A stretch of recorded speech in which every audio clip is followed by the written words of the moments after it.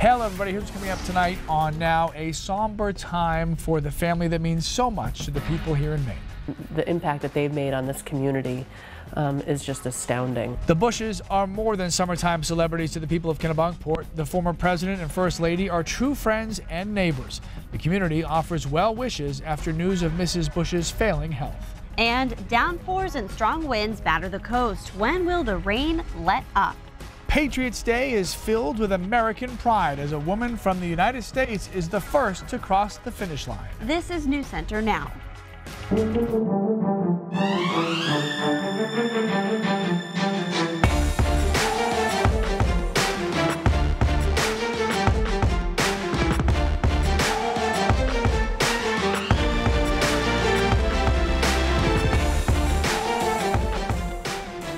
The matriarch of the Bush family has chosen to only receive comfort care as the entire world sends thoughts and prayers during this very difficult time. Hello everybody, I'm Lee Goldberg. And I'm Lindsay Mills. Former First Lady Barbara Bush is surrounded by friends and family while Mainers send messages of love and respect. A spokesperson for the Bush family says Mrs. Bush, at the age of 92, has decided not to seek additional medical treatment and will instead focus on comfort care. For the past 2 years, Mrs. Bush has battled chronic obstructive pulmonary disease, or COPD. The official family statement goes on to say she worries not for herself, but for others in the face of her failing health. Now, Mrs. Bush and her husband, President George H.W. Bush, are two of Maine's most famous and beloved summer residents. Many look forward to the day when the couple arrives for the warmer months, settling into their family home at Walker's Point. The Bushes are more than political celebrities in Kennebunkport. Neighbors think of them as dedicated members of the community. Christina Rex has more about their down-to-earth nature that make Mr. and Mrs. Bush feel like friends to so many. Gray skies and the sound of rain, reflective of a somber Kennebunkport. Imagining what a summer will be like without the brightness and warmth of First Lady Barbara Bush. Just empty. They're a family that is so accessible and is part of the thread of our community. Tina Hewitt Gordon has been the general manager of the Nonantum Resort for more than 26 years. The two most common questions she's asked: where's Walker's Point and where's the beach? She says Kennebunkport tourism is synonymous with First Lady Barbara Bush and her family. Gracious, admirable, amazing. She is the woman that I think all women should aspire to be. Grace. That's something local restaurant general manager Steve Poulos agrees is the First Lady's defining trait. She's been a regular at his restaurant for the last several summers. She actually went around to every table and spoke to all the guests because she could see that they were interested. You can usually find Mrs. Bush at her favorite table, nestled away in the corner, enjoying lamb or haddock la manière. Over her head, a quote that inspires her. It's a reason that she loved being in this room. It is around the table that friends best understand the warmth of being together. The idea of an empty chair at the table this summer is something the staff doesn't want to face. It's obviously very sad for all of us. Tina Hewitt Gordon recalls the First Lady's smaller moments, like the time she held her infant daughter and read her a book. And so she was holding my daughter, and she was maybe 8 months old, and Nora was taking her pearls and putting them in her mouth. And I was like, you can't do that. That's the First Lady's pearls. Those intimate moments on the top of her mind as she sends love and prayers to Mrs. Bush and her family. And to think that, she's not going to be here is a really sad thought, but knowing the mark that she's left in such a positive direction and how she's impacted so many people's lives is just astounding. And locals tell Christina Rex as recent as 2 summers ago, the First Lady could be seen regularly walking her dogs on the beach or chatting with neighbors. They say that the Bushes never asked for any special treatment and that they are summer neighbors in the community just like everybody else. Once word got out about the former First Lady's declining health, people took to social media to share their thoughts and well wishes. People from Maine, all across the country, all across the world took some time to send some love to the Bush family. We're grateful for her, for everybody's prayers and thoughts, and just know the world is better because she's in it. Barbara Bush's granddaughter Jenna on the Today Show this morning. She's in great spirits and she's a fighter. She's an enforcer. Shortly after the update on Mrs. Bush's condition, social media love came pouring in for she and her family. Her well-documented work with children and children's charities was a common theme. Many posts used quotes from the former First Lady, like this one from Kids Meals Incorporated, which read, "Giving frees us from the familiar territory of our own needs by opening our mind to the unexplained worlds occupied by the needs of others." Some who reach out feel a personal connection to Mrs. Bush. This from a hospice nurse who says she's seen all the good work that the Barbara Bush Children's Hospital is able to do. Quote, "I trust that the medical professionals, friends, and family that surround you now have you well taken care of. But should you ever desire another helping hand on that last mile, it would be my honor and pleasure to help walk you home." End quote. And of course, messages from the world of politics, which the Bush family has been such a big part of for decades. Governor LePage tweeting in part, "Barbara Bush is one of a kind, and she has been a wonderful friend and inspiration to so many people in Maine." And Hillary Clinton sending her thoughts, thinking about Barbara Bush's legacy of service to our country and the extraordinary family she raised, thanking her for her many kindnesses to me and my family, wishing her the comfort she deserves, surrounded by her loved ones. Now, other than Jenna this morning on the Today Show, no other members of the Bush family have commented publicly yet. Neither have Maine's Senators Susan Collins or Angus King. On our Facebook page, we asked you to share stories about meaningful moments with the Bushes.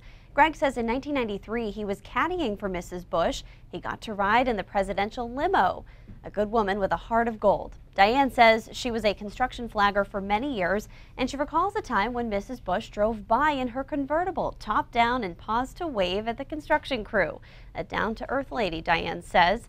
Everyone is invited to share stories and moments on our Facebook page, facebook.com/newscentermaine. Yeah, in the last few days, we've heard from so many of you, some remembering just the few words that they might have exchanged with the former First Lady, some know her on a deeply personal level. To see all of those stories and to get the latest updates on Mrs. Bush's health, please make sure to download the News Center Maine app for mobile devices and tablets. Today, you can also find a really heartwarming video about the love story between Navy aviator George Bush and a young Barbara Pierce, still the only people to kiss each other. There you go. All right, in other news, pharmacies are taking on more responsibility in the fight against opioids. Walgreens and CVS are installing kiosks inside the stores to make it more convenient for consumers to safely dispose of prescription medications. Walgreens currently offers 600 drug disposal units across the country and plans to add another 900. CVS plans to install 750 kiosks by June, in addition to the 800 the company has already donated to police departments. So I don't know about you, but when we came into work today, I called security because, well, I saw a strange man with a beard and unrecognizable to me, but maybe you guys know who he is. I don't know. So anyway. I haven't gotten any more handsome I'm happy either. to see you back, Keith. Look, there he is, everybody. Couple weeks off. Welcome back. And I don't have, my eyes are baggy anyways, but they're not any baggier than usual, so I'll take that as a victory.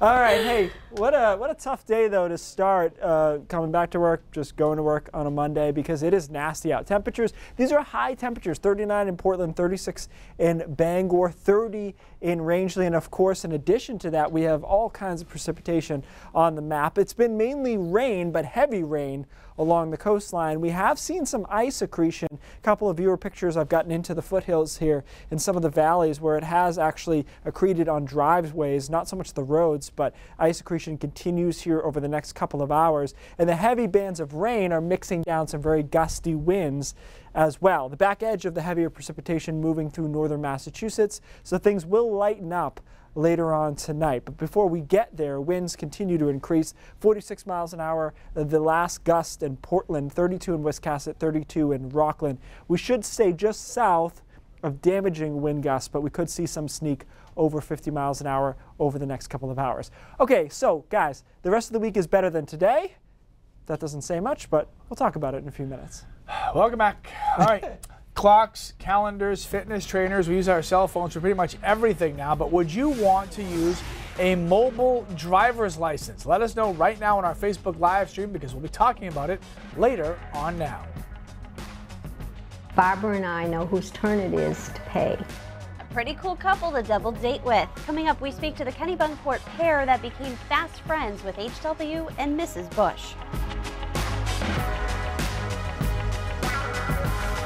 Coming up tonight on 207, you think it's easy to make art? Not when it's a 70-foot-long sculpture made of dozens of curved ladders. You'll meet the man who's making this. And we've got a preview of Record Store Day with the boys from Bull Moose on 207. All right, you look gorgeous. You do. Get new glasses. A woman of grace with a wonderful sense of humor. Mrs. Bush is a frequent visitor of the Ogunquit Playhouse, where she is seen here in this clip from 2015. A viewer sent it to us today. It's a great glimpse of the former First Lady's personality, being told she looks gorgeous and say, you know what, you need to check your glasses. So she always looked beautiful, so looks beautiful. There you go. They are great supporters of local business here in our state. Former President George H.W. Bush and First Lady Barbara Bush bought a piece of art in Maine back in 1981. That sale would unlock a lifelong friendship, something the artist and his wife would have never expected. I come from a lobster family, a lobster fishing family. I never thought I'd know the President of the United States and his wife and family. Evelyn Payne and her husband Bob never imagined this image would lead to decades of friendship with former President George H.W. Bush and First Lady Barbara Bush. Bob was in an art show. He had done the painting of George and Barbara's house down here. Barbara was there. She said to him, that's wonderful. I'm going to bring George in to see it. The Bushes invited the Paynes to their house in Houston to see the painting in its new home. It's hanging over their fireplace down there. An invitation that would be the first of many. And then to cocktail parties. We have met so many people, prime ministers and their families and celebrities. It's just amazing. They were on a first-name basis from the beginning. Barbara told me years ago, we are George and Barbara. Eventually, Bob would paint this portrait of the two. Later, he'd capture the view outside their Kennebunkport home, sitting just below both pieces in the gallery, the most recent Christmas card from the Bush family. Wonderful people, the whole family, all of them. They're giving, give. Those invitations turned into traditions. Every year, before they go back to Texas, we have dinner with them at Mabel's. Their most recent conversation, Barbara and I know whose turn it is to pay. At that dinner table. Let's hope we can do this again next summer. It's very sad, you know, and I feel so bad for the whole family. For the Paynes, it feels like just yesterday they were sharing a laugh on this couch with their summertime neighbor. A friendship that would have never been if it weren't for this work of art. Just a miracle in our lives. Now, Bob Payne said that he at one point taught former President George H.W. Bush how to paint, and it all happened inside the Kennebunkport home and gallery. In his retirement, the former president pursued a new passion as an artist. You may remember his book, Portraits of Courage, a commander-in-chief's tribute to America's warriors. So many of you have been weighing in on our Facebook live stream right now. Jenny says that her daughter is alive because of Barbara Bush, specifically the Children's Hospital. Her daughter was born 3 months early, only weighed 2 pounds. She was not able to hold her for the first month. Now her daughter is 7 and doing amazing, and because of the care she was able to get in the Barbara Bush Children's Hospital. So thank you for that, and that's just one of dozens and dozens of comments with all of you guys weighing in. So thank you for that. Thank you. All right, what is the most Maine thing that you saw today?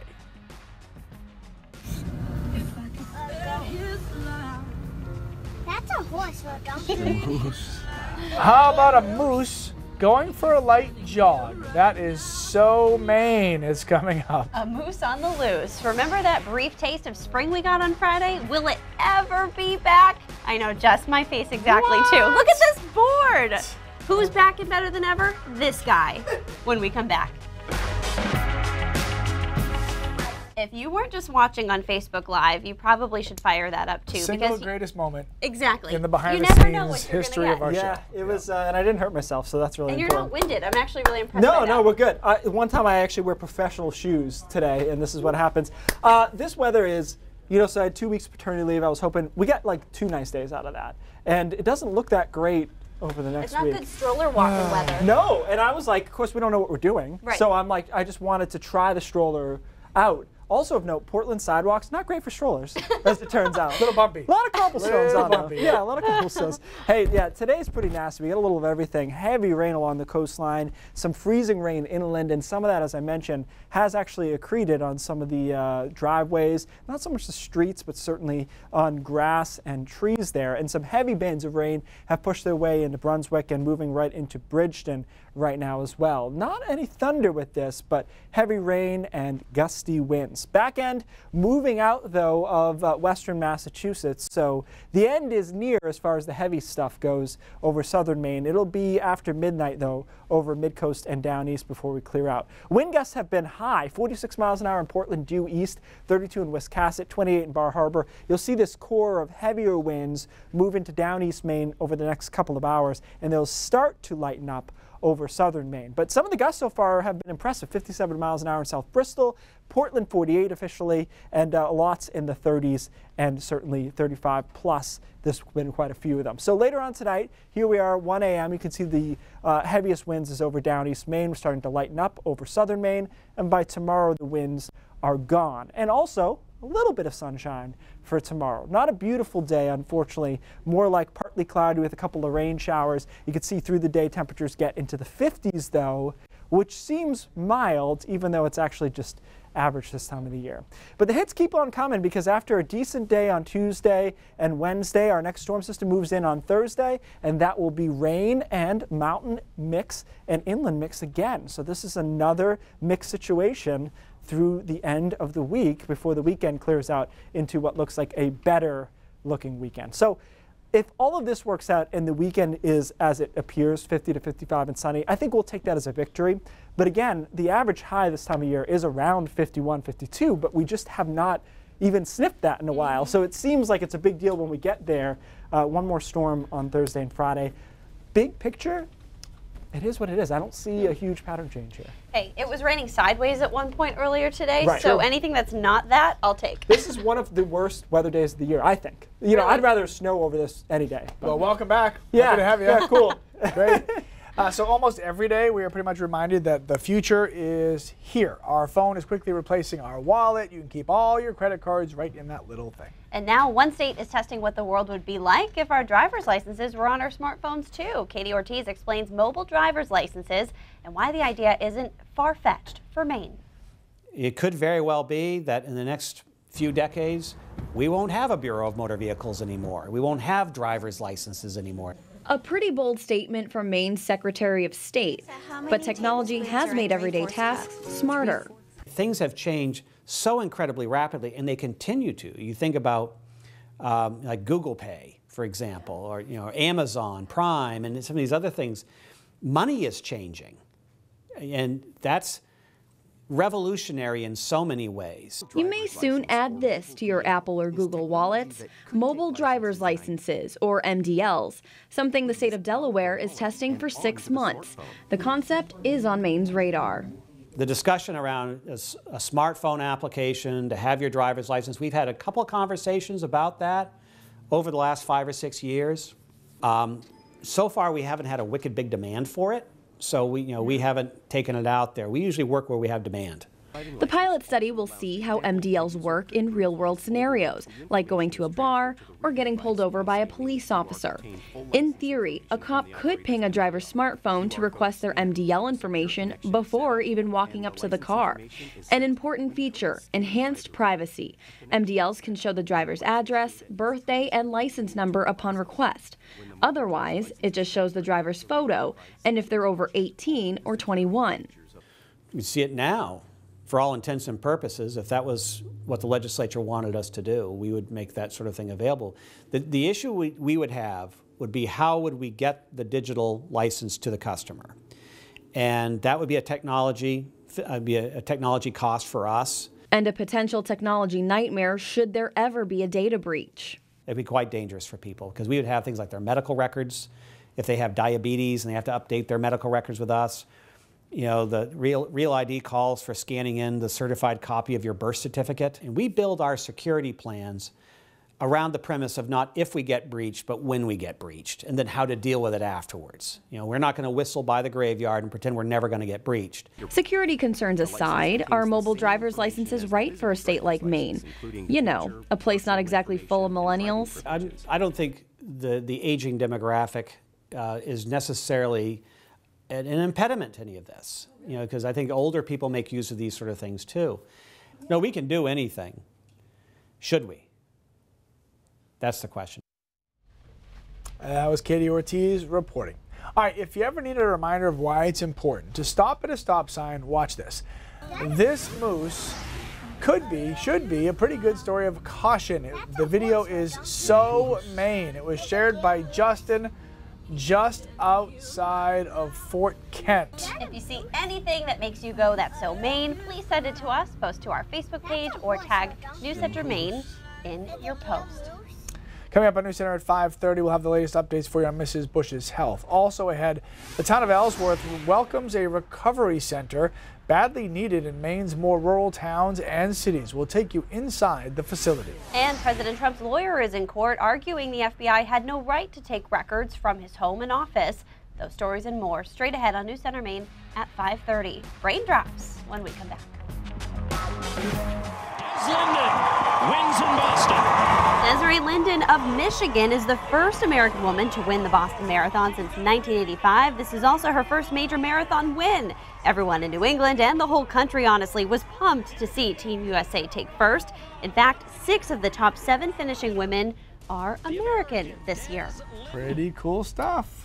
Interesting weather at the marathon. Yeah, right? So there were some questions about what's the strangest weather Boston Marathon has ever had. If we scroll down a little bit, this is their website here, and they kept an interesting record over the past 10 years. It's been some crazy stuff, some warm temperatures. There's been some sleet, snowflakes, drizzle. But what I looked towards immediately was 1905. It says temperatures was reported to reach 100 degrees.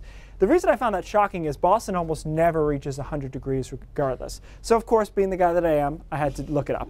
So I looked it up, and not surprisingly, this did not happen. So it's really interesting how records, when you go way back, they become anecdotal in a way. So I don't know if we have the next graphic or not, but here we go. So here's the data from the entire 1905 year from Boston's observatory, because they had it from the 1800s. Notice that April's warmest temperature of the entire month was 74 degrees. The high on that day in Boston was 55. So even if you take into account a sea breeze, it was not 100 degrees. But it has been in the upper 80s for the marathon. And I think a lot of runners would rather today's weather than that. So that's just urban legend, that it was 100 degrees. You know, I actually meant to reach out to them and just ask them, because it's been reported by the Boston Globe and whatnot, taking it from this website. All right. Hasn't happened. What else is new? Keith's back and he's still talking. We gotta go. News Center 5:30 starts right now.